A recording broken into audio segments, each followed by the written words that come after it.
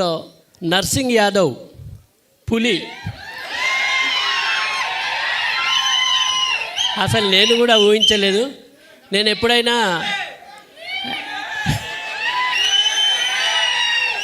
నా నుంచి నాకు నవ్వించడమే తెలుసు. ఒక ప్రోగ్రాం అయిపోయాక కొత్త ప్రోగ్రాం ఎలా చేయాలి, ఎలా నవ్వించాలని ఉంటాను. కానీ మొట్టమొదటిసారి శివగారు నాతో ఒక విలనిజం కూడా చేయించిండు.